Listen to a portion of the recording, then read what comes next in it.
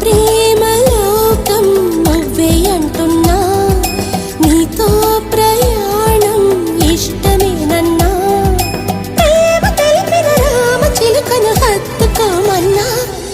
చెప్పాలనుంది చిన్న మాటైనా, ఆగనంది దాగనంది లోలోన, ఇన్నాళ్ళ నుండి ఉన్న మాటైనా, ఇప్పుడేగా చెప్పమంది ప్రేమైనా.